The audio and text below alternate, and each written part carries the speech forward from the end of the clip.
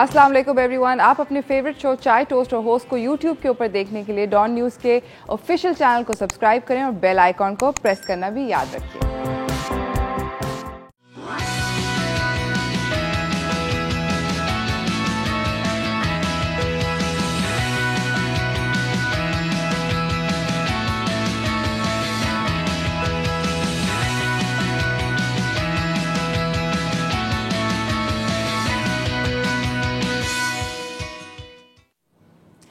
Salam Pakistan, welcome to Chai Toast or Host. I hope you guys are having an absolutely lovely morning. For some reason I am, I don't know why.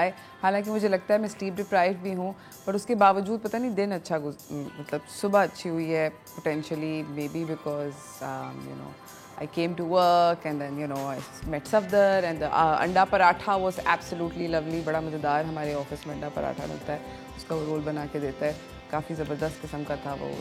Maybe that was what it was, I don't know, but बहुत अच्छी सुबह हुई है. God knows क्या है, वजह क्या है. But having said that, there are lots of आज का जो शो है वो it's something that we've been wanting to do for a very long time. हम लोग काफ़ी अरसे से इसके बारे में बात कर रहे हैं, सोच रहे हैं कि करें, बिकॉज़ हमारे ख़ुद के ही सोशल सर्कल के अंदर बहुत ज़्यादा इंसिडेंट्स भर रहा है. आज हम लोग बात करेंगे किस तरह क्या वार्निंग साइंस होते हैं हार्ट अटैक के. बिकॉज़ हो ये रहा है कि आप लोगों को बताने वाली जो स्केरी बात है कि कार्डियोवैस्कुलर फेलियर यानी कि दिल का दौरा जो पड़ता है वो इस वक्त पाकिस्तान के अंदर one of the leading causes of death है. और ये अब बहुत ज़्यादा यंगर लोगों में यानी कि 40 एंड बिलो, 50 एंड बिलो, उन लोगों में भी हो रहा है.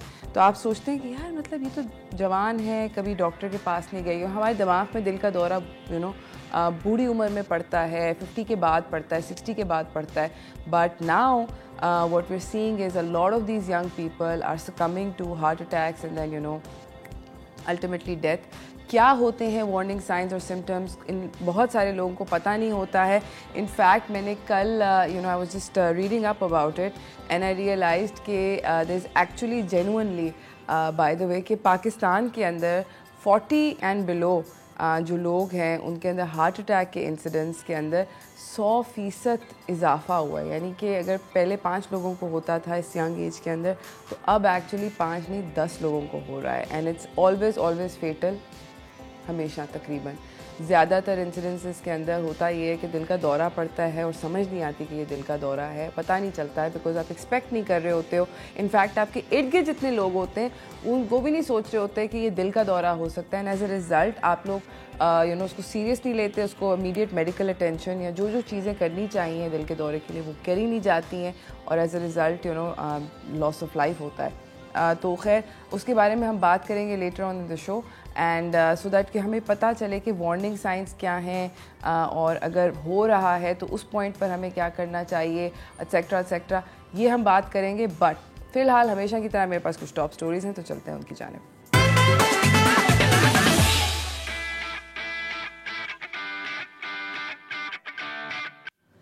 बढ़ती हुई महंगाई के अंदर प्राइम मिनिस्टर शहबाज शरीफ ने एक अनाउंसमेंट करी है जो कि कमी की है. तो that's actually not bad news. मैं आप लोगों को बताना चाहती हूँ प्राइम मिनिस्टर शहबाज शरीफ ने रिडक्शन ऑफ फेयर अनाउंस करा है लाहौर मेट्रो बस सर्विस के लिए. तो लाहौर के जो जितने भी लोग हैं, रिहायशी हैं, उनके लिए बहुत अच्छी खबर है कि उनकी जो फेयर है उसके अंदर रिडक्शन करी है. 50% का कट है. तो 30 रुपये से जो टिकट था, जो करंट टिकट था 30 रुपये का, उसको 15 रुपये का कर दिया गया है क्योंकि उम्मीद ये है कि थोड़ा सा रिलीफ मिले आवाम को. But of course all of us don't live in Lahore, so potentially, however obviously it's great news for the people who do live in Lahore and वहाँ पर जो बस सर्विस है वो उसका फ़ायदा उठा सकते हैं, उसको इस्तेमाल कर सकते हैं एंड चीपर रेट्स के ऊपर कर सकते हैं. Because I think that what's going to happen is के इस वक्त जो हर तरफ ऑल वी हेयर अबाउट इस किसकी चीज़ की महंगाई होगी, इस चीज़ में महंगाई होगी. तो कभी कोई भी अगर ख़बर आती है कि नहीं महंगाई नहीं, इसके अंदर कुछ कमी आई है, तो दिल को बड़ी अच्छी लगती है. इन्होंने ये अनाउंसमेंट करी है इनॉग्रल सेरेमनी इंडस हॉस्पिटल की जब हो रही थी लाहौर में संडे को, तब ये अनाउंसमेंट करी है कि हमें पता है कि इस वक्त पेट्रोलियम की प्राइसेस जो हैं, पेट्रोल की प्राइसेस जो हैं वो बढ़ रही हैं. We are aware of this and there is nothing we can do about it. And he made some other comments about the previous administrations as well, which I don't think are relevant to us. कमी आ गई है नाजरी metro service के ticket के अंदर. इसी के साथ मैं जाऊंगी छोटी सी ब्रेक की जाने. ब्रेक से वापस आएंगे, मिलवाएंगे आपको अपने पहले मेहमानों से, तो कहीं ना जाइएगा. देखते रहिए चाय टोस्टर होस्ट.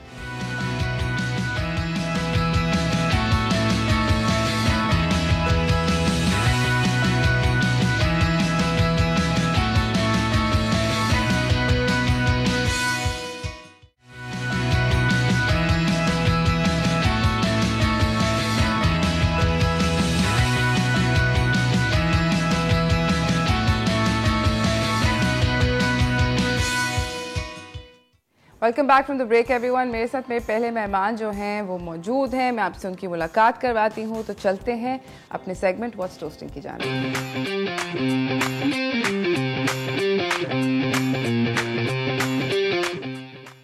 हमारे साथ मौजूद हैं लाहौर स्टूडियो से डॉक्टर अरशद अहमद. ये वाइस चांसलर हैं लम्स यूनिवर्सिटी पे. और नेहा आरिफ, ये MBA ग्रेजुएट हैं. मैं आप लोगों को बताना चाहती हूँ कि आज ये लोग आए हैं ताकि हम लोग प्रमोट करें कि एक स्कॉलरशिप है. It's called the SDSB Suleman Daud school of business scholarship, जो कि ख़वातीन की हायर एजुकेशन को प्रमोट कर रही है. सर, मैं आपसे ये पूछना चाहती हूँ, इस वक्त हम लोग कहाँ पर स्टैंड करते हैं in regards to women excelling in the field of education?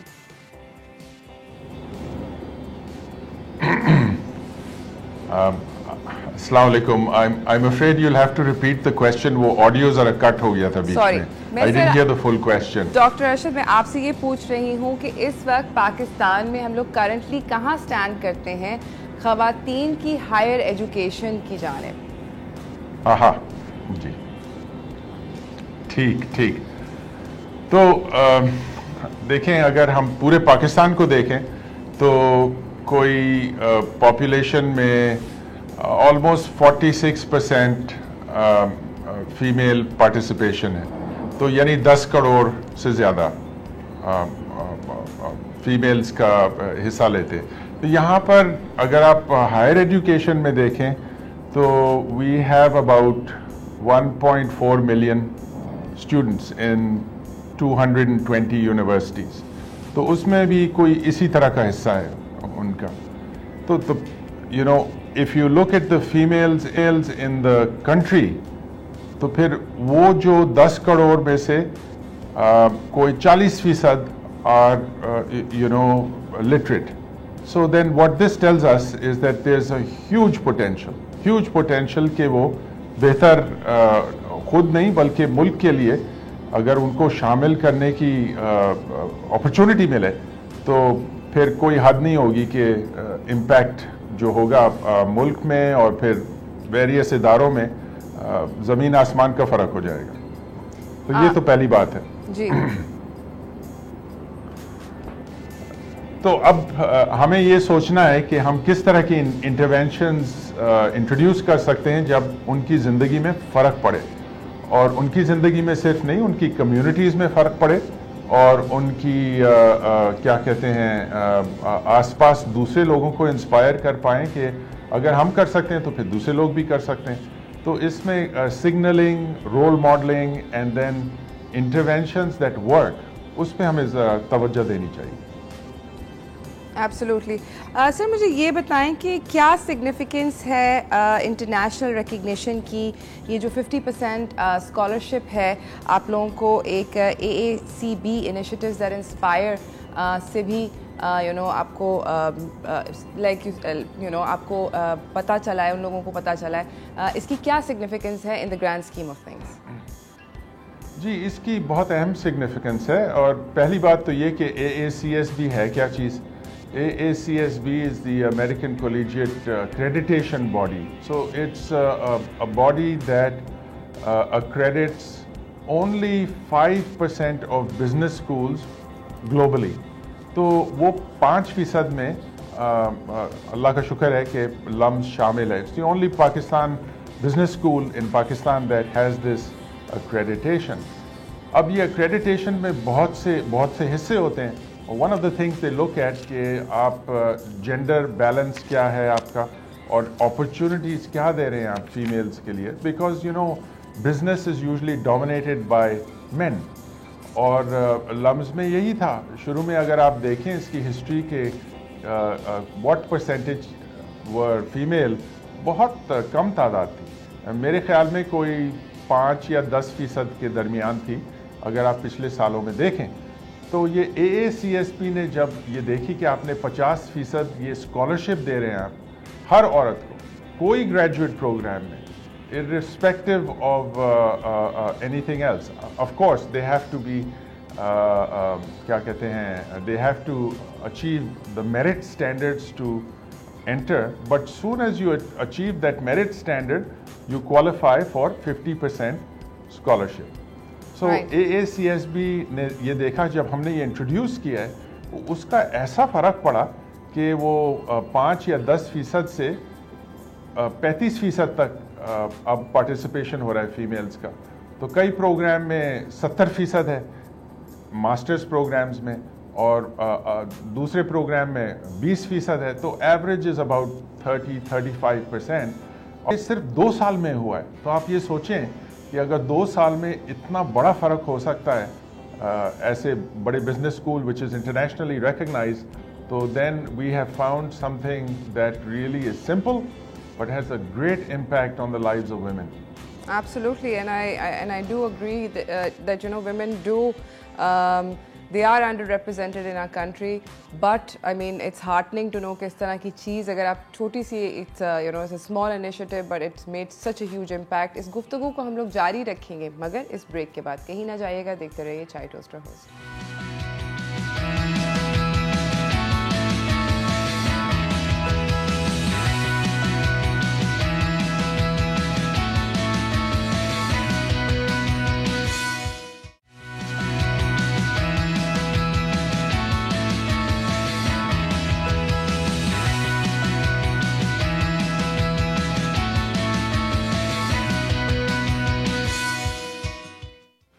Welcome back from the break everyone. Lahore studio से हमारे साथ इस वक्त मौजूद हैं डॉक्टर अरशद अहमद, ये वाइस चांसलर हैं लम्स यूनिवर्सिटी के, और नेहा आरिफ, ये MBA ग्रेजुएट हैं फ्रॉम लम्स यूनिवर्सिटी।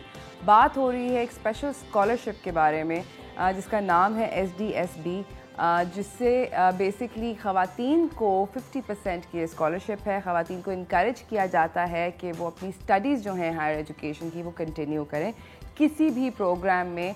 और डॉक्टर अरशद हमें बता रहे थे कि बड़े हार्टनिंग किस्म के नंबर्स इन्होंने बताए कि पहले ख़वातीन जो थी वो 10% नज़र आती थी, अब वो क्लाइम करके वो रेशो जो है across the board in various programmes 35% पे चला गया। नेहा, मैं आपसे ये पूछना चाहती हूँ कि आपने आप भी SDSB की स्कॉलर रह चुकी हैं, आपकी एकेडमिक अचीवमेंट्स क्या हैं और किस तरह उसने आपके करियर को, आपकी ज़िंदगी को इम्पैक्ट किया है, एंड देन फर्दर ऑन कि आपकी कम्युनिटी में वो इम्पैक्ट कैसे रिफ्लेक्ट करा है?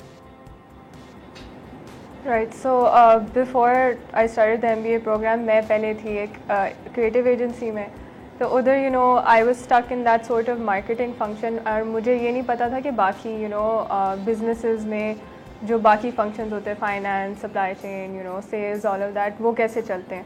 So I thought कि maybe to gain that skill set and get that knowledge, मैं एक MBA program में दाखला ले लूँ, and then that's how I ended up at LUMS.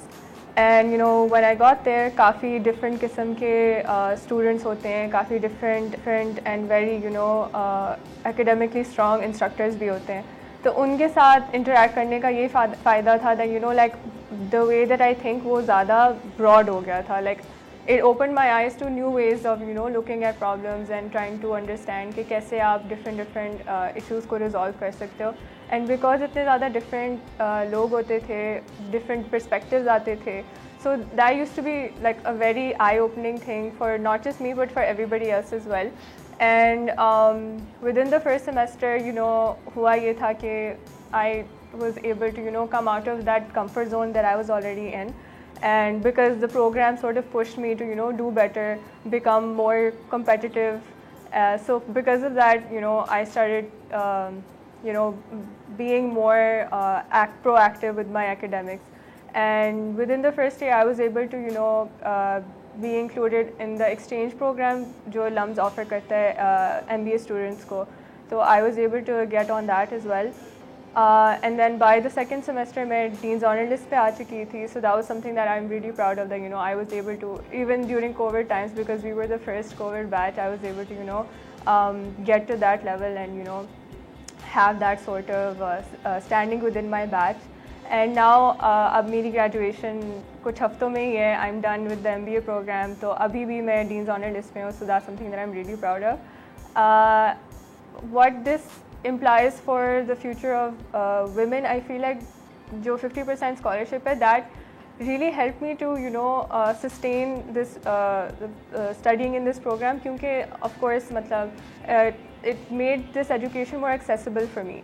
तो अब since it was easier to get this education and I took that, इससे फ़ायदा ये हुआ कि now अब I have an international level of education, because that's what LUMS MBA program offers.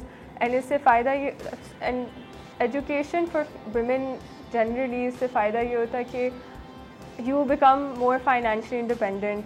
आप उन पुराने तौर तरीक़ों से आप हट के you can look at the world with a different lens, and that's something that we Pakistani women need, because I feel like होता ये कि women don't have that opportunity to get more education. And when you so what LUMS has done for us is that they're giving us this accessibility to education. They're also giving us an international level of education. तो फ़ायदा यही होगा कि women can rise above, they can perform better, they can get into those jobs that typically would have gone to men. तो अब ये फ़ायदा ये कि now inshallah, like I would like to see within the next 5 to 10 years more women CEOs, ज़्यादा औरतें boardrooms में हो, decisions बना रही हो. So that's something that I feel like higher education does for you. That's amazing, and I also hope to see that. I hope that we can bridge the gap between inequality in the workplace, especially when it comes to paychecks. For me, I think that's been a very sore topic. हम लोग इस गुफ्तगू को जारी रखेंगे. Doctor Arshad से भी बात करेंगे, नेहा से भी बात करेंगे, मगर इस ब्रेक के बाद कहीं ना जाइएगा. देखते रहिए चाय टोस्टर होस्ट.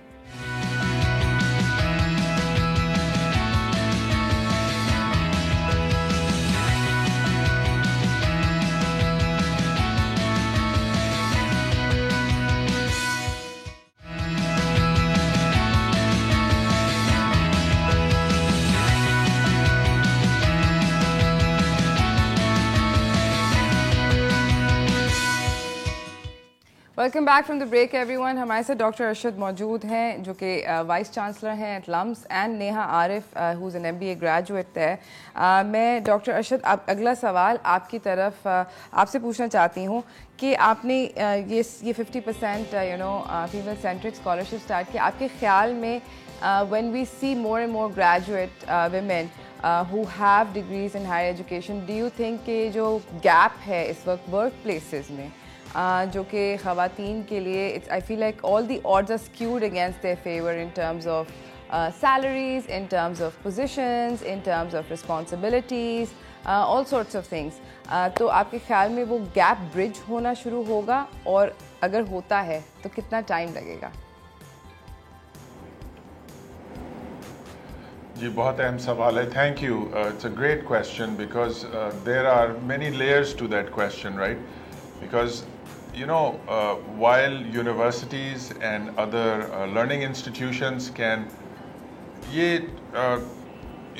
मुख्तलिफ interventions कर सकते हैं, लेकिन system wide, आपका सवाल है system wide question है कि how does that contribute? अगर आपने कोई एक और डिग्री ले ली तो उससे क्या फ़र्क पड़ेगा आपको? तो मेरे लिहाज में बहुत फ़र्क पड़ेगा. क्यों? इसलिए एक तो लोग अब पहले होता था कि आप अगर हाई स्कूल कर लें तो काफ़ी है. मैं बहुत पहले की बात कर रहा हूँ. फिर उसके बाद अगर आपके पास बैचलर्स डिग्री है तो फिर उसके बाद देखेंगे कि आपकी will even consider you only if you have a bachelor's degree. अब दुनिया में ये हो गया है कि bachelor's is like a high school and now they are looking for graduate degrees. Employers जहाँ पर आप आगे जा सकते हैं, they see whether or not आपने कोई मास्टर्स डिग्री की है, MS में की है या MBA किया है या कोई और प्रोग्राम में। तो वो इसलिए चाहते हैं ये कि एक तो तादाद ज़्यादा है, बहुत कंपटीशन ज़्यादा है और जॉब्स इतने मुख्तलिफ नहीं हुए हैं जितने हो सकते थे, और वो कंपनीज़ में जो लोगों का नज़ारा है जहाँ पर आप पे एक्विटी की बात कर रही हैं, वहाँ पर बहुत सारे उन्होंने दीवारें खड़ी की हैं, और and they mainly through the eyes of man. तो उन लोगों ने खुद अपनी दीवारें बनाई हैं, और नॉट मिलिशियसली और not, they didn't do it to deliberately keep women out, but they did it because supply and demand की बात थी शुरू में। अब सप्लाई बढ़ती जा रही है। अब मेडिकल प्रोफेशन में देखें कितनी और औरतों की पार्टिसिपेशन हो गई है, लेकिन अगर बिजनेस वर्ल्ड में देखें, आप ये बिल्कुल सही कह रही हैं, inequity is a big issue. And inequity का मैं एक अगर छोटी सी बात इसमें बोलना चाहता हूँ कि जब when you enter a job, the first time you are taking on a job, that's very important, where we have seen कि फीमेल्स जो हैं वो इतना नेगोशिएट नहीं करती हैं जितना मैन करते हैं। yes. तो अगर आप शुरू में ज़्यादा अगर आपने शुरू में अपने कॉन्फिडेंस के साथ अपना वैल्यू प्रोपोजिशन नहीं समझाया ऑर्गेनाइजेशन को, और ऑर्गेनाइजेशन नहीं समझ पाए, एंड दे विल से कि क्रेडेंशियल्स क्या हैं, आपके वही क्रेडेंशियल्स हैं जो मर्द के हैं। अब नेगोशिएशन की बात है, सो यू स्टार्ट, अगर आप नीचे से शुरू करेंगी, जितने भी इंक्रीमेंट्स मिलेंगे आपको, it will be very difficult to catch up with someone who started at a much higher level. So first thing is to negotiate your own value, have confidence in that, and then हमारा तजर्बा ये है कि हमने जब औरतों को शामिल किया है तो तरक्की देखी है। अब इसमें इट वाज नॉट जस्ट कि आपने कोई बॉक्स चेक कर लिया है और फिर you are filling a quota. It was more about finding out that we can a lot from a female perspective, and they add not only to conversations, but they come with the kind of ideas that men simply don't have, or they don't have that perspective. So ये तो 2 + 2 = 5 वाली बात है, और इसमें equity and inclusion has to be the highest order, and not just diversity. Diversity is important, but equity and inclusion is the glue that is going to make this of a high impact for the organization. Thank you so much, Dr. Arshad. Thank you so much, Neha. It was wonderful speaking to you this morning, and I do agree. I'm so happy that we left the conversation at a note where we are talking now. Conversations हो रही हैं कि diversity सिर्फ is not enough anymore. In fact, equity भी होनी चाहिए, inclusion भी होनी चाहिए, and I hope that we raise our children in a world where those things are something that get removed from their vocabulary, ताकि कभी उनको परेशान ही ना होना पड़े इस बारे में। And I'm really hoping that that's the future we are striving towards. इसी के साथ हम एक छोटी सी ब्रेक की जानिब जाएंगे, ब्रेक से वापस आएंगे, अगले मेहमानों से मिलाएंगे, तो कहीं ना जाइएगा, देखते रहिए चाय टोस्ट।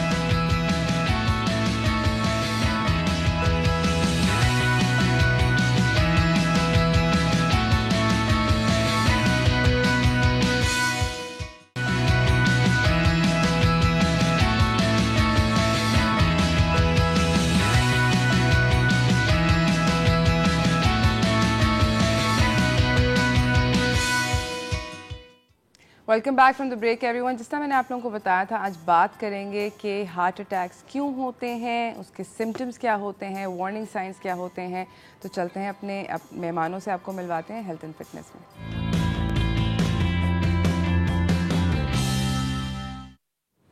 हमारे साथ मौजूद हैं डॉक्टर सबा एजाज, ये कंसल्टेंट कार्डियोलॉजिस्ट हैं एट तबा हार्ट इंस्टीट्यूट, और माहिरा खान, ये क्लिनिकल डाइटिशियन है ऑल्सो एट तबा हार्ट इंस्टीट्यूट। अस्सलाम वालेकुम, कैसे हैं आप लोग? अल्हम्दुलिल्लाह, बिल्कुल ठीक ठाक। डॉक्टर साहब, पहला सवाल आपसे है कि आपके ख्याल में हार्ट अटैक्स की जो राइज़ है यंगर पॉपुलेशन में पाकिस्तान में, आपको क्या नज़र आ रहे हैं कि ज़्यादा इंसिडेंट्स हो रहे हैं?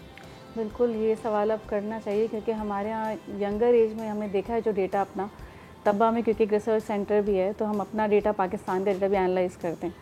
उसमें हमने देखा है कि जो हमारी एवरेज एज है हार्ट अटैक की पाकिस्तान में, that is 10 years less than जो वेस्टर्न पॉपुलेशन में, लाइक वहाँ पे 60+ एज में रिपोर्टेड हैं।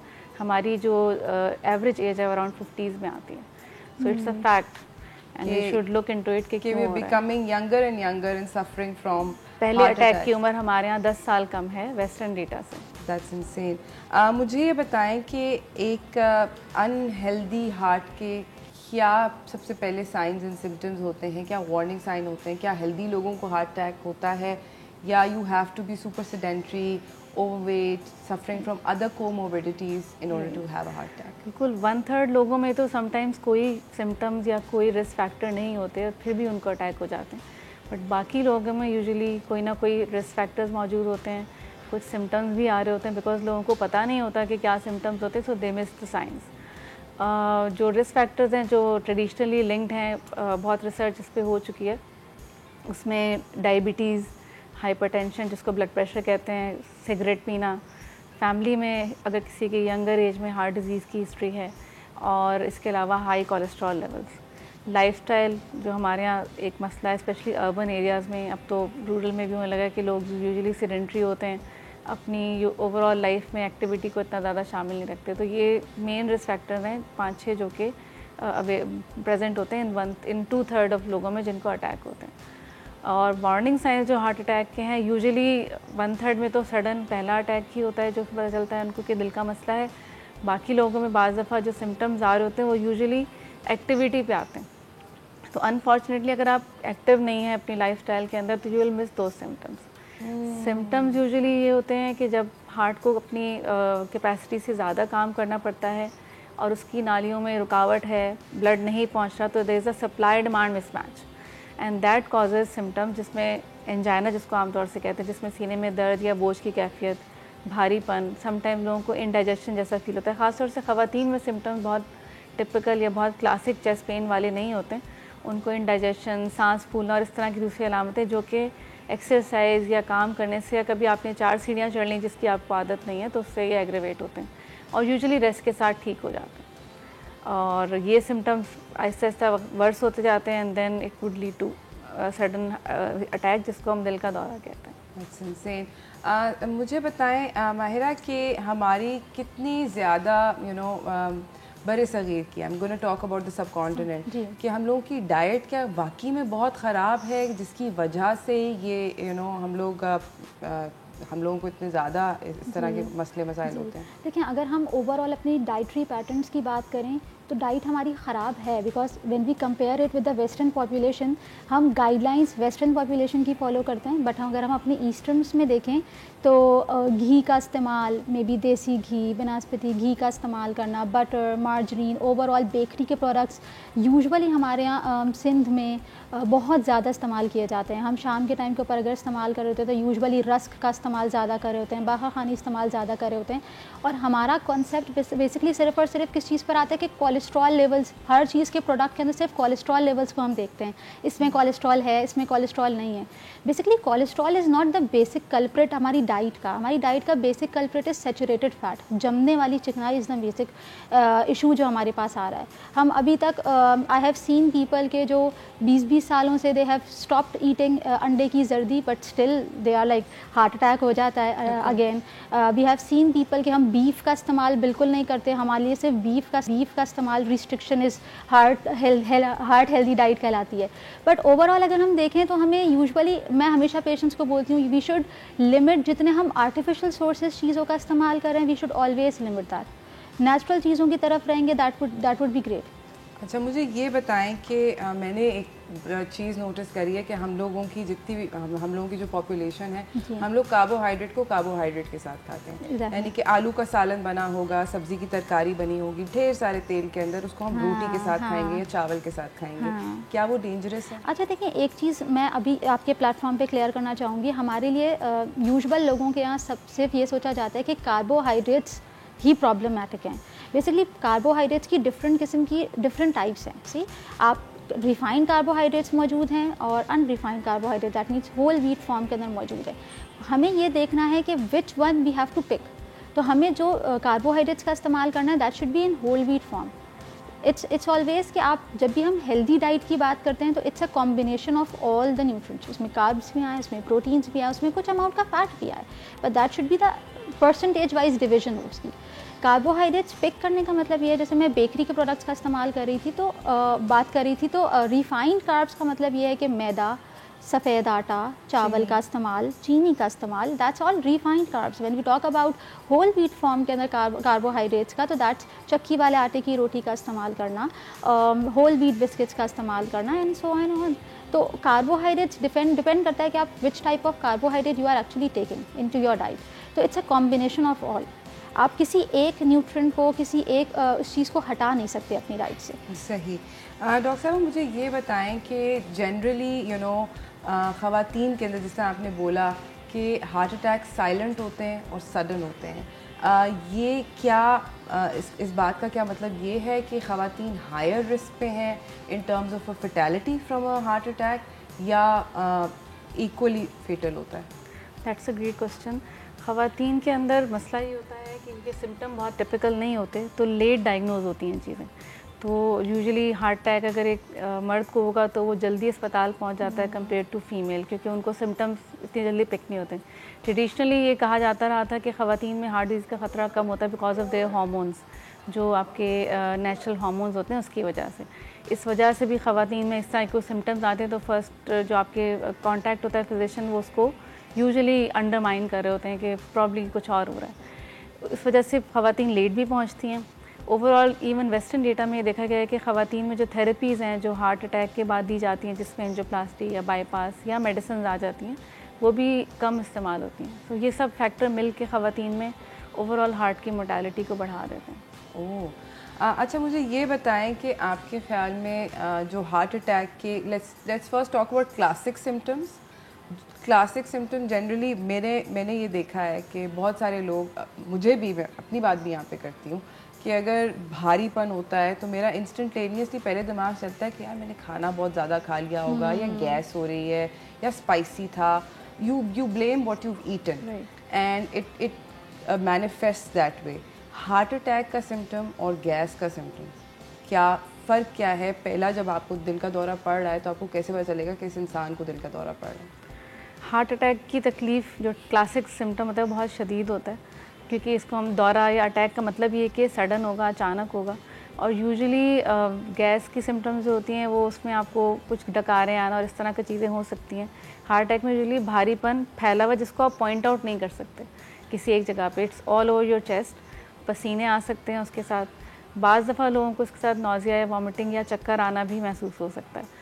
और सिम्टम्स काफ़ी सिवियर होते हैं। यूजुअली जो गैस जिन लोगों को अक्सर हो रही होती है या पहले सिम्टम होता है, ये उससे थोड़े डिफरेंट होते हैं। और यूजुअली अटैक जो है वो खुद से ठीक नहीं होता, तो you need to get medical attention. जबकि गैस की जो आप दवाइयाँ ओवर द काउंटर हैं वो लेके उसको ठीक भी कर सकते हैं। बट अगर आपके कोई भी सिम्टम ऐसे हो जो आधे घंटे पौन घंटे तक ठीक नहीं हो रहे या बहुत शदीद हैं, जिसमें आप लेट नहीं सकते, बैठ नहीं सकते, तो और आप उस डेंजरस जोन में आते हैं, लाइक एज वो है 50+ एज है, डायबिटीज़ है, तो ऐसे सिम्टम्स अगर डाइजेशन जैसे भी लग रहे हैं तो वो भी आपको इग्नोर नहीं करने चाहिए। और डॉक्टर के पास जाके इसको वैलिडेट करना चाहिए। सिंपल एक ECG का टेस्ट होता है विच कैन डिफ्रेंशिएट कि कोई मेजर अटैक है कि नहीं। एटलीस्ट मेजर अटैक तो ECG में बहुत ईजीली पिक हो जाता है। माइनर अटैक लिए you have to go for blood test as well, but at least doctor जो है वो उसको बेहतर असेस कर सकता है कि ये इंडाइजेशन है, बिनाइन चीज़ है, या कोई ऐसी चीज़ है जो कि सिनेस्टर हो सकती है। ठीक। नाज़रीन, हम जाएंगे एक छोटी सी ब्रेक की जाने, ब्रेक से वापस आएंगे, इस गुफ्तगू को जारी रखेंगे। आप लोग कहीं ना जाइएगा, देखते रहिए चाय टोस्टर होस्ट।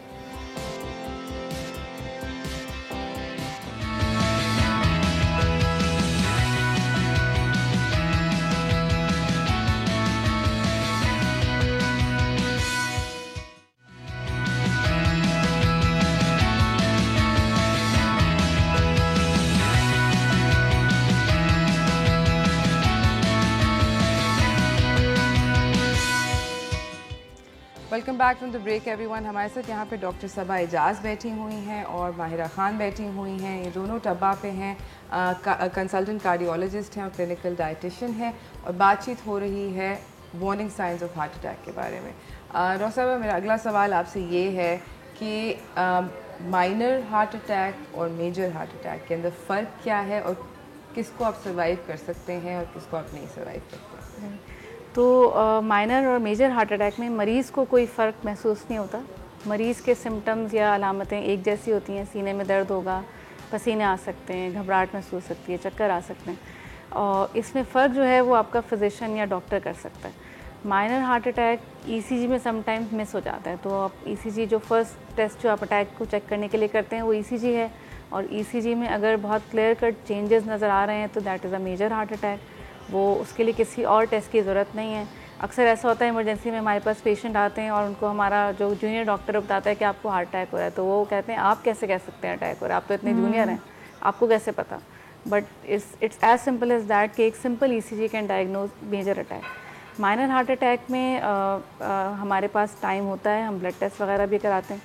दोनों के ट्रीटमेंट में फ़र्क सिर्फ ये है कि मेजर हार्ट अटैक के अंदर क्योंकि एक बड़ी कोई नाली दिल की बंद हुई होती है, तो हमें इमीडिएट ट्रीटमेंट या इमीडिएट एक्ट करने की ज़रूरत होती है। नेक्स्ट 2 आवर्स के अंदर पेशेंट को हमें बेहतर होता है कि उसकी एंजियोग्राफी हो सके और अगर जो नाली बंद है उसको खोला जा सके, तो इसको इमीडिएट ट्रीटमेंट या एंजियोप्लास्टी जिसको कहते हैं वो फ़ौरन देना पड़ता है। माइनर हार्ट अटैक में क्योंकि हमारे पास टाइम होता है तो हम पेशेंट को स्टेबलाइज़ करते हैं, एडमिट करते हैं, कुछ मेडिसिन वगैरह देते हैं, ब्लड थिनर्स देते हैं, and then decide upon symptoms कि कितना अनस्टेबल पेशेंट है कि हम कितना वेट कर सकते हैं। दोनों की मोर्टालिटी एक ही जितनी है लॉन्ग टर्म में। 1 साल के एंड पे अगर देखा जाए तो मेजर अटैक और माइनर अटैक दोनों के मरीज़ों में एक जितना ख़तरा होता है, बल्कि समटाइम्स माइनर अटैक के मरीज़ों में ज़्यादा ख़तरा होता है डेथ का, बिकॉज यूजुअली माइनर अटैक बूढ़े लोगों में होते हैं ज़्यादा, या जिनमें बहुत सारे रिस्क फैक्टर होते हैं उनमें होते हैं, या ख़वातीन में होते हैं अनट्रीटेड रह जाते हैं, जो अनट्रीटेड रह जाते हैं। लेकिन ये कि मेजर अटैक में फौरी ट्रीटमेंट जो होता है दैट सेव लाइफ, क्योंकि वो बहुत बड़ा अटैक होता है और ट्रीटमेंट अगर टाइम पे मिल जाएगा तो डेथ का ख़तरा कम होता है, साथ में दिल को जो परमानेंट डैमेज जो दिल को कमज़ोर कर देता है वो भी फिर नहीं होता। अच्छा, बहुत सारे लोग ये भी कहते हैं कि हमारी हार्ट बीट जो है वो तेज़ हो रही है। वन ऑफ द सिम्टम्स लोग कहते हैं कि मेरा I can feel my pulse pounding, यहाँ पर कुछ लोगों की पल्स पाउंड करती है, आपको फील हो रहा होता है कि मेरा दिल बहुत, क्या इसका मतलब है कि you are nearing a heart attack? Usually heart attack के साथ हार्ट बीट, क्योंकि हार्ट बीट का ताल्लुक इलेक्ट्रिकल सिस्टम से है और जो खून की शरियान है उनसे नहीं है, दैट्स अ सेपरेट प्लेस। तो धड़कन बढ़ना आमतौर से हार्ट अटैक का इब्तदाई सिम्टम नहीं होता है। यूजुअली डिहाइड्रेशन से या गर्मी से आप चल के आए हैं जिससे बीपी ड्रॉप हो रहा है, उससे इस तरह के सिम्टम्स हो सकते हैं।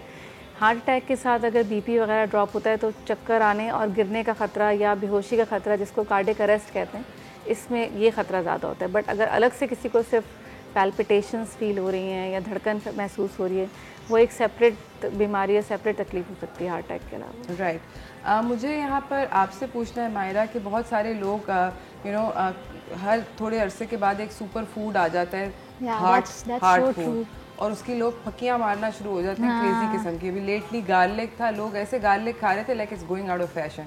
क्या वाकई में ये हेल्प करता है? ऐसा कुछ भी नहीं है, कोई सुपर फूड हमारे पास अवेलेबल नहीं है। ये तो खैर आउट ऑफ कॉन्टेक्स्ट बात करूँगी। कोई लोग वेट लॉस के लिए भी हमसे आके पूछते हैं, कोई ऐसी चीज़ बता दें कि खाएं कि हम दुबले हो जाएं। खाने से लोग दुबले नहीं हो रहे हैं और कोई हमारे पास ऐसा सुपर फूड मौजूद नहीं है। सारे फूड जो अल्लाह ताला ने हमारे लिए दिए हैं, ऑब्वियसली उनके सबके अलग अलग बेनिफिट्स हैं। तो इट्स ऑलवेज़ इंपॉर्टेंट कि आप अपनी पूरी डाइट के अंदर हर चीज़ की कॉम्पोजिशन होनी चाहिए। फ्रूट्स भी होने चाहिए, वेजिटेबल्स भी होने चाहिए, दालें भी होने चाहिए, चिकपीस भी होने चाहिए, बीफ, चिकन, मीट, प्रोटीन का पोर्शन भी होना चाहिए। It's always about overall your dietary pattern. It's not just about कि एक सुपर फूड खाया और दिल की शरियानें खुल गई वरना तब्बा हार्ट बंद हो जाएगा।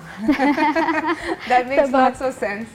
नहीं वाकई में, because you know people, I'm sure you also have patients. अजवा खजूर की गुठलियाँ का पेस्ट, लहसुन, अदरक और हनी को मिला के, even though patient is diabetic और वो क्या करते हैं कि गार्लिक और हनी का पेस्ट बनाकर and they start eating it like crazier, और वो they end up like HbA1c spike किया हुआ है, शुगर्स बढ़ी हुई हैं और ये वाला इश्यूज आना शुरू हो जाते हैं। तो दिल की शरियानें तो नहीं खुलती हैं बट अदर प्रॉब्लम्स आ रही हैं। बस एक बात मैं कहना चाहूँगी, जो भी थेरेपीज़ अभी हम बता रहे होते हैं कि ये मौजूद हैं, दवाइयाँ हैं या एंजियोप्लास्टी या बाईपास, उसके पीछे हज़ारों लाखों मरीजों की रिसर्च या तहकीक होती है।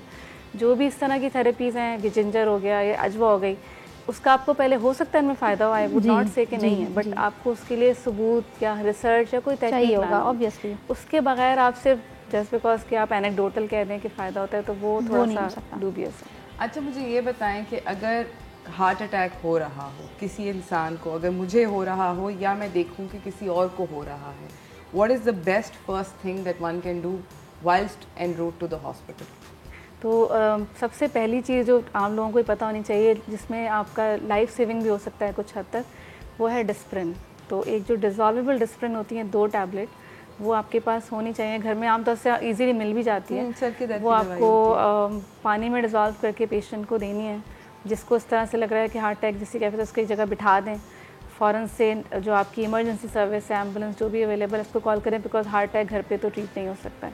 जितनी देर में एम्बुलेंस आ रही है उतनी देर में उसको आप जो दवाओं में दे सकते हैं वो डिस्प्रिन है, 2 डिस्प्रिन पानी में डिज़ोल्व करके फ़ौरन दे दें, लेटा दें, बिठा दें, पेशेंट को रिलैक्स रखें एक जगह पे, और बाकी के अलर्ट जो भी आपके मेडिकल है उनको लेके चलें। किसी को खुद फील हो रहा है इस तरह कि उसको हार्ट अटैक हो सकता है, सबसे पहले इमरजेंसी हेल्प या जो भी आपके आसपास मौजूद है, बिकॉज समटाइम्स अराउंड 30% लोगों में कार्डियक अरेस्ट हो जाता है या लोग गिर के बेहोश हो जाते हैं, तो उसमें वो मदद भी नहीं कॉल कर सकते। तो सबसे पहले हेल्प कॉल करें, जो भी आपके आसपास है जो कि हेल्प कर सकता है, ले जा सकता है, और 1-2 डिस्प्रिन ये फ़ौरन कॉल करने वाला। ऑलराइट, हम नाजरीन जा रहे हैं एक छोटी सी ब्रेक की जाने। ब्रेक से वापस आएंगे, इस गुफ्तगू को जारी रखेंगे। आप लोग कहीं ना जाइएगा, देखते रहिए चाय टोस्ट में।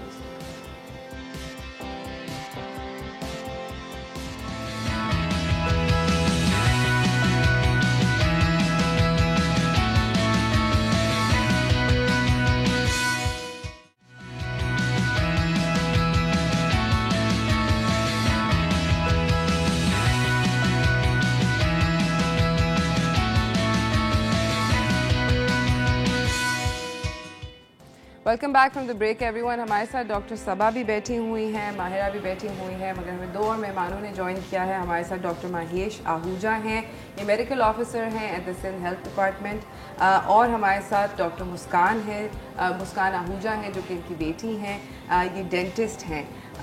और आप लोगों से अस्सलाम वालेकुम। सबसे पहले मैं ये पूछना चाहती हूँ कि डॉक्टर साहब, आपको हार्ट अटैक पड़ा था, डॉक्टर मुस्कान आप वहाँ पर मौजूद थी उस वक्त, तो बताएं कि कब हुआ, कहाँ हुआ, कैसे? It was in 2017, we were in Murree basically. ठीक है, हम अभी वहाँ से पहुँचे ही थे।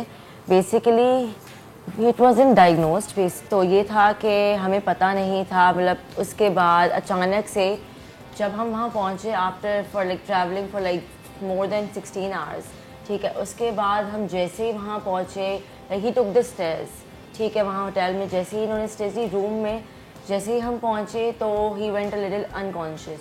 तो ऑब्वियसली उसी वक्त भाई आया वगैरह, तो उस वक्त ही लेके गए, बट लाइक उसी वक्त जैसे ये इनको लेके गए, इन्होंने हॉस्पिटल के बाहर थोड़ा सा, मतलब जैसे he was semi unconscious basically. तो उस वक्त जो है ना, इन्होंने वॉमिट आउट किया। उसके बाद इन्होंने जो है ना कहा कि यहाँ पे पूछो कौन है, मैं ऐसे नहीं जाऊँगा। तो एक डॉक्टर दिमाग में ऑब्वियसली कि इतने जूनियर से मैं तो इसके पास नहीं जा रहा, इससे ज़्यादा तो मुझे खुद को पता है। डॉक्टर साहब, आपके क्या सिम्टम्स थे उस वक्त, आपको क्या महसूस हो रहा था जब हार्ट अटैक हुआ? बेसिकली मैं तो चारों तरफ सिर्फ रोना धोना लाजमी, मेरी पूरी फैमिली मेरे साथ है। तो मुझे वोमिट हुई तो, और उसके साथ मुझे पेन, तो मैं समझ गया ना कि इट वाज अटैक। तो सबसे पहले मैंने वोमिट आउट किया, और आउटसाइड ऑफ हॉस्पिटल मैंने पूछा कि भाई अंदर कौन है ऑन ड्यूटी। उन्होंने कहा हाउस ऑफिसर है, इस वक्त तो रोज़ा खुलने का टाइम है, तो इस वक्त हाउस ऑफिसर। मैंने कहा यार मैं 22 साल से मैं ग्रेजुएट हुआ हूँ 1991 में, तो मैंने कहा मैं उसके पास तो नहीं जाऊँगा, I will manage my self. तो मैंने आते ही डिस्प्रिन ली, उसके साथ ग्रेविनेट सिरप लिया, और मैंने खुद को रिलैक्स लेट गया। आफ्टर 6 जैसे, क्योंकि वो सेम टाइम पे ना, अगर मैं ज़्यादा स्ट्रेस लेता और मैं रश करता तो मेरे लिए बुरा था। मैं अंडरस्टैंड, मुझे पता है कि हार्ट क्या है। Heart is nothing, heart is a pumping machine. वो ऑक्सीजनेटेड और डीऑक्सीजनेटेड ब्लड बॉडी से डीऑक्सीजनेटेड ब्लड कलेक्ट करता है, और राइट एंड लेफ्ट लंग्स को जी। ओके, तो ये मुझे पता पड़ चुका था। मैंने बच्चों को बोला डोंट टेक, मुझे गैस्ट्राइटिस हो गया। मैंने कहा कि ये कूल डाउन होगा, अगर ये पेन हुए तो मैं ज़्यादा स्ट्रेस में, तो इस वजह से मैंने खुद को रेस्ट किया। और रात को 2:30-3 बजे मैंने खिचड़ी और ये खा के नेक्स्ट डे मैंने इन बच्चों को बोला you may continue your trip. मैंने मिसेस को भी बोला आप भी अगर आप, उन्होंने कहा नहीं। मैंने पहला बाय रोड आया इस्लामाबाद में पिम्स में मेरा दोस्त था असिस्टेंट डायरेक्टर, उसको मैंने डॉक्टर साहब को कॉल किया मेरे साथ कुछ है। मैंने उसको ये नहीं बताया, वो चाणक्य नहीं था, तो मैंने उसको ये नहीं बताया कि मेरे साथ क्या हुआ। मैंने कहा यार रात हो गई है 9-10 बजे आप आ जाओ। तो उन्होंने कहा भाई मैं आ जाता हूँ। आप आया, डॉक्टर्स को दिखाया, उधर भी ईसीजी में माइनर चेंजेस थी और मेरे ऑक्सीजन सेचुरेशन 88 थी। तो उन्होंने ऑक्सीजन लगा के उन्होंने कहा आप जाए। फिर मैं DHA क्लब में, मैंने कहा इस वक्त रात को travelling same day not good for me. तो मैंने एक दिन स्टे किया DHA और फिर आप नेक्स्ट डे मैं रात को ना फ्लाइट पकड़ के जैसे आया, संडे का दिन था, मैंने इमरजेंसी में दिखाया वहाँ दोबारा। नेक्स्ट डे मैंने इको कराया तो उसमें मुझे लेफ्ट वेंट्रिकल वाल के साथ क्लाट था।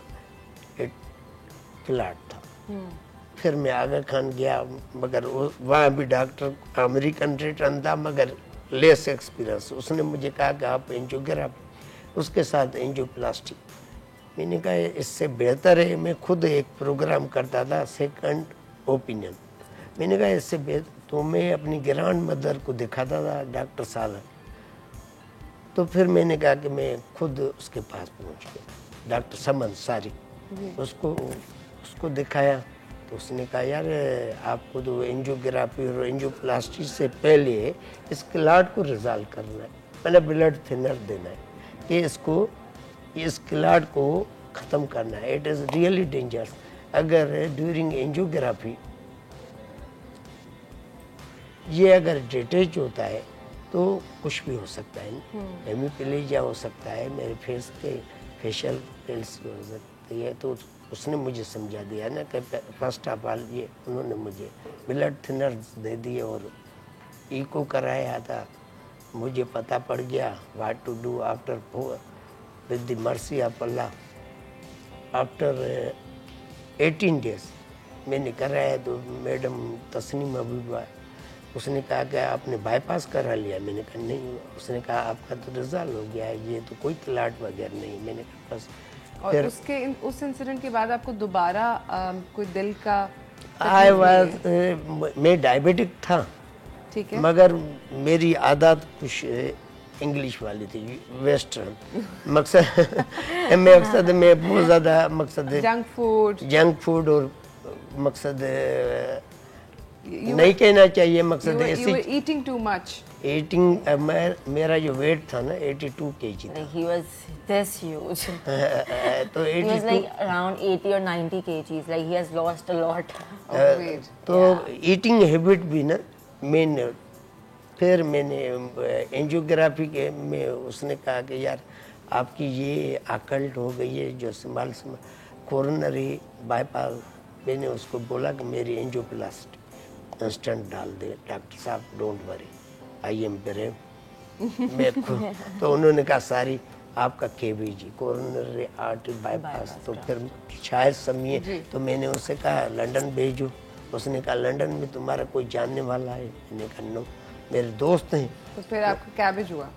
Yes, doctor sense. ऑलराइट नाज़रीन, हम जा रहे हैं एक छोटी सी ब्रेक की जानिब। ब्रेक से वापस आएंगे और अब हम डॉक्टर सबा से पूछेंगे कि क्या इस सारी कहानी को सुनने के बाद अगर वो होती तो वो क्या रेकमेंड करती। तो कहीं ना जाइएगा, देखते रहिए चाय टोस्टर होस्ट।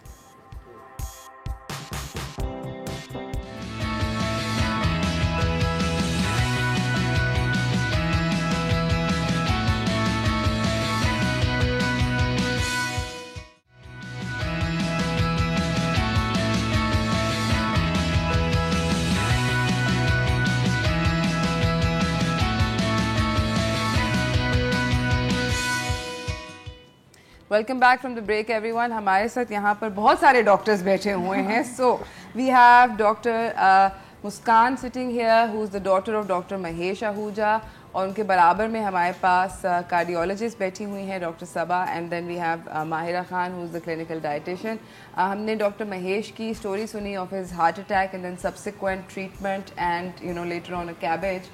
मुझे ये बताएं डॉक्टर सबा के ये कहानी सुनने के बाद क्या करना चाहिए था एक्चुअली में? हमें ये तो पता चल गया कि किया क्या।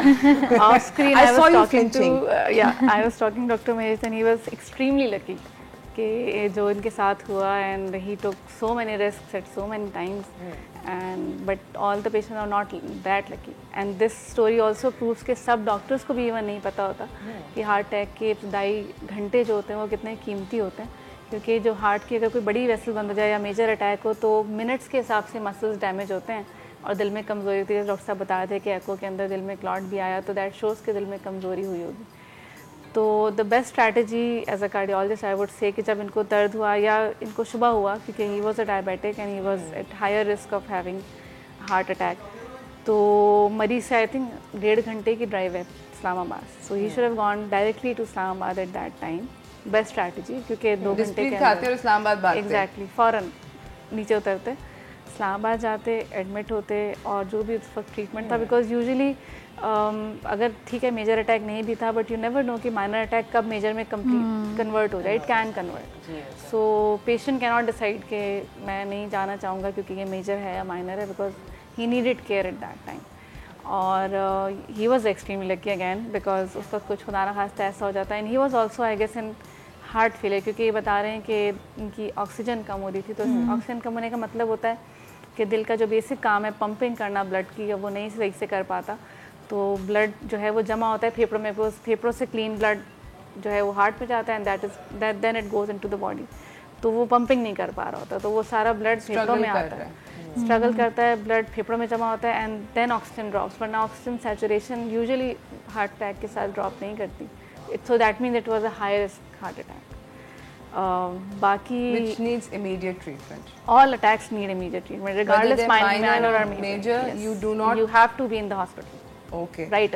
I am so glad that you said that. I'm so sorry. मेरे पास नाज़रीन टाइम जो है उसका कमी हो चुकी है। जल्दी अगर आप सब लोग इसी सब्जेक्ट के बारे में एक ब्रीफ मैसेज दे दें। We can start with you, Myra. अच्छा, ब्रीफ मैसेज सिर्फ और सिर्फ ये रहेगा, हेल्दी वेल बैलेंस डाइट को फॉलो कीजिए, don't focus on super food, सारी चीज़ें अपनी डाइट के अंदर इंक्लूड कीजिए, सारे कंपोनेंट्स इंक्लूड कीजिए, fruits, vegetables, everything should be included into your diet. That's it.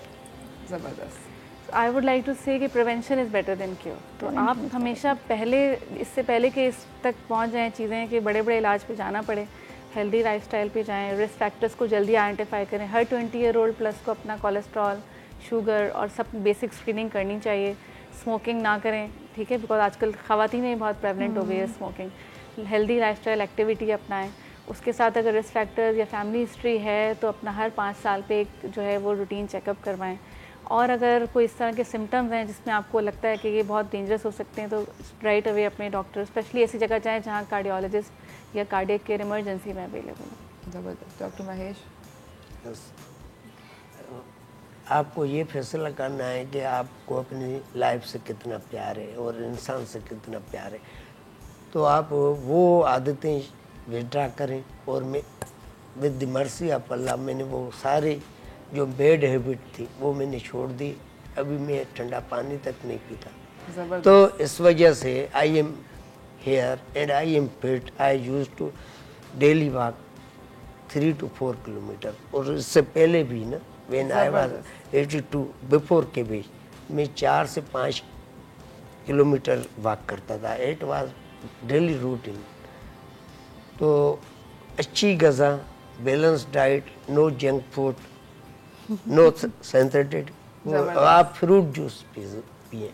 जी, मतलब व्हाट आई हैव एक्सपीरियंस उसमें आई हैव सीन के आजकल की सारी यंग जनरेशन जो है ना, उनको चाहिए कि अभी से जो है ना सारी प्रिवेंशन की तरफ ज़्यादा फोकस रखें, बिकॉज अगर आपका लाइफस्टाइल मॉडिफाइड नहीं है, आपका डाइट मॉडिफाइड नहीं है, तो इवेंचुअली ये चीज़ को ब्लेम करना कि हमारी तो फैमिली में है, that's not the thing. Because ये है कि आपकी फैमिली में अगर हाइपरटेंशन है, डायबिटीज़ है, तो आप पहले ही एहतियात करो, डाइट मॉडिफाई करें, अपना लाइफस्टाइल मॉडिफाई करें, क्योंकि आजकल तो सबको वैसे ही है कि वो इतना हेल्थ कॉन्शियस हैं, सेल्फ कॉन्शियस भी हैं कि हम फिट रहें, तो आई गेस कि अपना लाइफस्टाइल इन अ वे इस तरीके से मॉडिफाई करें कि वो डाइट, वर्कआउट, हर चीज़ इंक्लूड करें क्योंकि वो इवेंचुअली आपकी हेल्दी लाइफस्टाइल को ही लीड करेगा। ज़बरदस्त, थैंक यू सो मच आप सब लोगों का आने का बहुत बहुत शुक्रिया। इसी के साथ नाज़रीन हम लोगों का टाइम जो है उसका इख्तिताम हो चुका है। होप आज का शो आप लोगों को हेल्पफुल लगा होगा। कल मुलाकात होगी एक नए शो के साथ, तब तक के लिए अल्लाह हाफिज़।